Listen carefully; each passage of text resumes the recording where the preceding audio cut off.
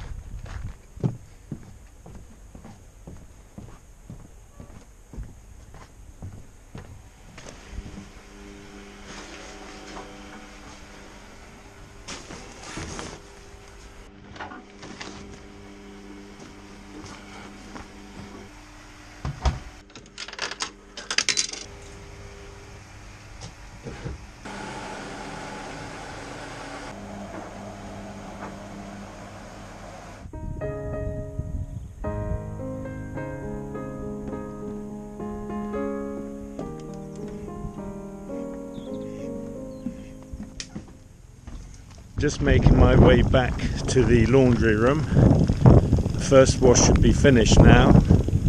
I'll be putting that in the tumble dryer and then setting off my second wash. It's still going round. I was just having a word with the Tesco delivery driver who said the store isn't that busy.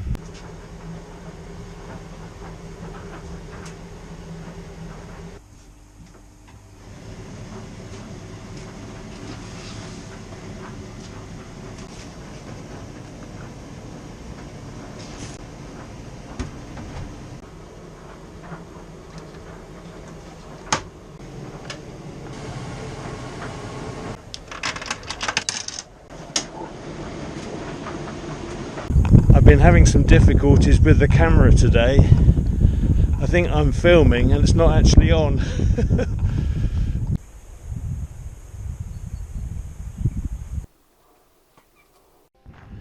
Back I go again.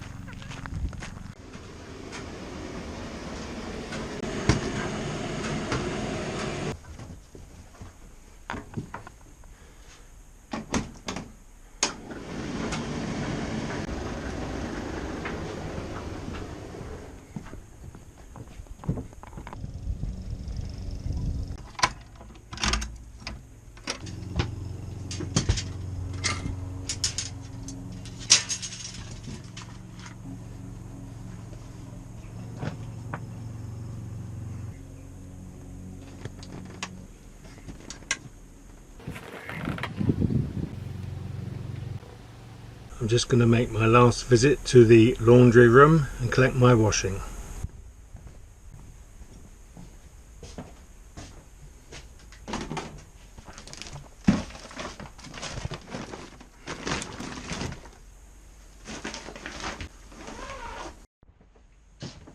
Cleaning the filter for the tumble dryer. This has to be done on every occasion the dryer is used.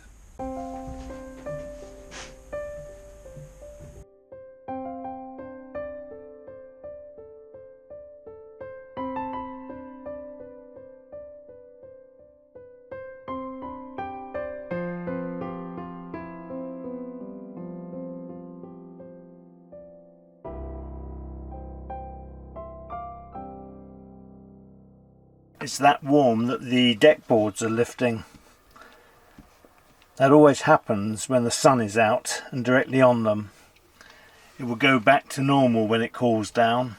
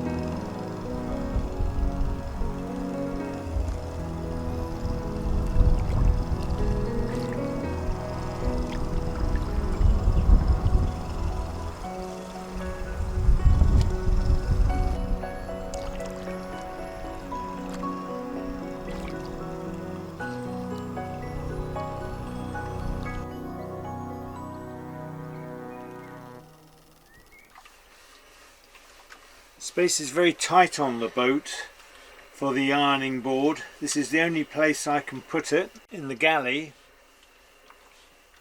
It works fairly well. It means I can't move forward in the boat because my way is blocked by the board.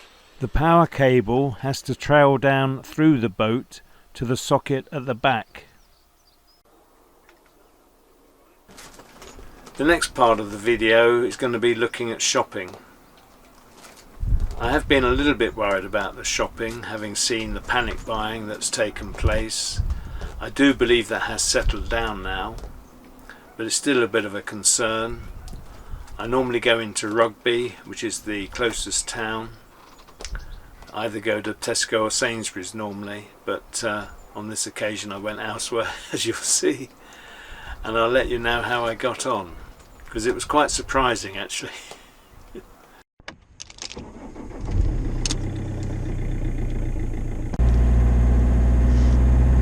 It's Friday, 27th of March. I'm just leaving the Marina to do my first food shopping in a week. I'm a little bit apprehensive as to what I'm going to find. I'm just going to pop down to the local village creek for the time being. I've got some plastic gloves on my hands underneath the black gloves that I'm wearing, which I will take off when I get to the shop. I was told the other day there were good supplies at Crick at the co-op, but I'll see when I get there. I was going to say it looks very quiet driving through the village.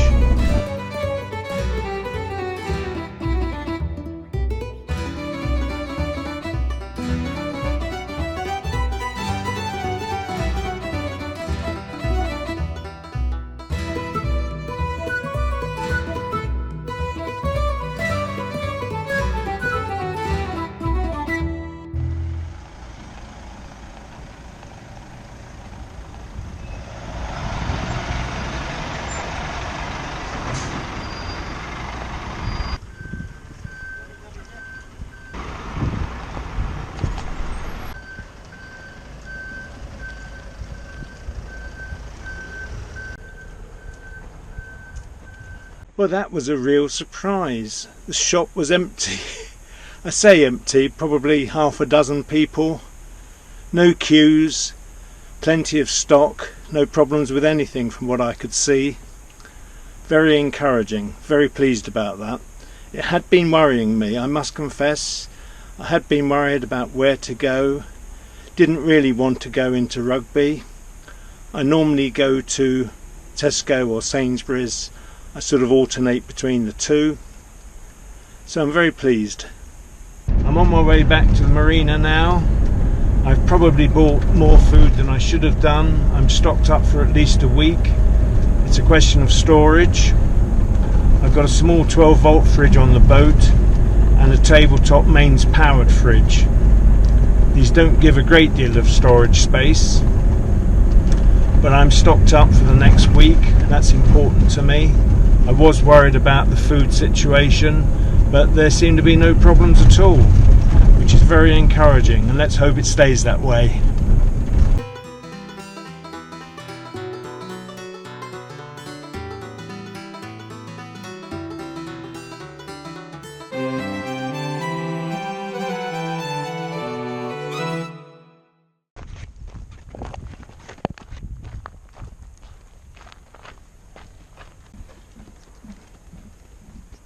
I'm doing it again, facing directly into the sun. I'm looking at the camera. The actual screen is black, so I can't see myself, but I'm hoping you're getting a good, clear picture. I've already mentioned that I was happy with how the shopping went. When I arrived, I was expecting to see an orderly queue outside of maybe 5 or 6 people standing 2 meters apart, which is what I believe the larger stores are doing. So it was a surprise to be able to just walk in the store with only a handful of people in there.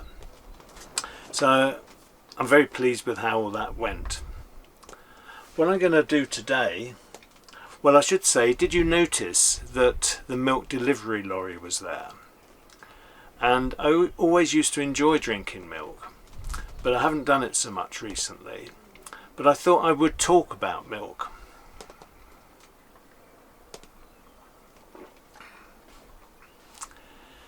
Milk is quite interesting, and the way we buy it. And years ago, the UK used to have an imperial system of measurement. So our imperial system was pounds, shillings and pence, and we used to weigh things in pounds and not kilograms, pounds and ounces that is. And likewise drinks, liquids, things of that nature, gallons and pints and quarts. Nowadays we buy things either in pints or in litres. Petrol, for example, is bought in litres, but we still talk about so many miles to the gallon. And I think our systems were rather confusing for people from overseas. Our old monetary unit, we had 20 shillings in a pound. There were 12 pence in a shilling and 240 pennies in a pound. That was rather confusing. I did like the old system though. I particularly liked some of our coins. The threepenny bit, the half crown. These coins had some character. So I particularly liked the shape of the threepenny bit with its multi-sides. We had a system that was not understood by many, as most countries had a decimal system. I was sad to see our old coinage go, but there's no doubt that the decimal system that was introduced in 1971 was the way to go. And I'm not sure if it was then or later, but around that time, and being part of the European Economic Community as it was then, we changed our imperial system from pounds and ounces to kilos and grams, and from gallons and pints to litres. There were 8 pints in a gallon. But I'm not going to talk about that. I'm going to talk about milk and the buying of milk. Can you see a difference between these two bottles of milk? Well, there is a difference, and the difference is that one is 2 pints and one is a litre. The next bottle up is either 4 pints or 2 litres. 2 litres would be about 3.5 pints. And I do wonder whether the public, when they go to a store to buy milk, know whether they're buying 2 litres or 4 pints. There is a difference. Years ago we used to have milkmen that delivered on the doorstep, and the bottles were pint bottles, and that was a fantastic system. It worked very well for many different reasons. The milkman was very often the first person up, and he was actually checking on his community. If someone was elderly, or if he saw that a pint of milk had been on the step for more than a couple of days, he would know there was something, or something could be wrong, and he could alert the authorities to investigate. So I think our milkman played a very important role, not just delivering the milk, but by also in this sort of community spirited role, which is also played by postmen and other people that deliver regularly to our homes. But coming back to the milk, when I went into the co-op today, I picked up 2 pints of milk. And sometimes I buy 4 pints, sometimes I buy 2. I only bought 2 pints today because I've still got 2 pints that I bought earlier in the week. When I got home, or back to the boat I should say, and I was unpacking, and I'll say a little bit more about the unpacking in a minute, but when I got back to the boat and I picked up the 2 pints of milk, I realised it wasn't 2 pints, it was actually a litre. And this is why I'm talking about this, because in some stores you just go in, you pick it off the shelf, looks like 4 pints, but it could be 2 litres. I'm just intrigued to know how many people realise that our bottle sizes are not uniform. So there's a little talking point for you. I have heard, it has been suggested I should say, that it's a good idea to disinfect your products before bringing them home, bringing them into your house or on your boat, your flat or whatever. Now I actually tried to do that. I didn't film that process, but I came back with 2 bags of goodies, and everything is packed in a different way. A lot of it is obviously packed in plastic, which isn't my fault. Some of it is plastic with a cardboard sleeve. Some of the containers are odd shapes. The bread rolls, the cheese topped bread rolls I should say, were wrapped in thin plastic. How do you actually go about disinfecting? Well, I had a go actually. I used a standard cleaner which contained some bleach, sprayed it onto some kitchen paper and started wiping over the surfaces of my products that I had bought. It was a half-hearted attempt. I think it's actually very, very difficult to disinfect things. I did wear gloves when I was in the store, as I explained to you earlier. I have discarded those gloves. They do say if you're wearing gloves or a mask you have to be careful how you dispose of it, but what can one do? You can only put it in your normal rubbish, and that's what I've done. So it is important that we take care of ourselves and our loved ones in trying to take these precautions as best we can. For my part, I've tried and it wasn't easy. But that was slightly different to usual.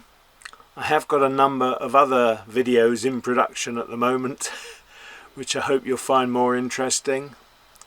I have been asked to produce videos during these difficult times to keep you all occupied watching them, but sometimes the topics aren't perhaps the best. But it does give you an idea of my daily life and what I'm doing and so forth. So once again, look after yourselves, look after your friends and families as best you can. Take care, keep safe. Thanks for watching, and bye for now.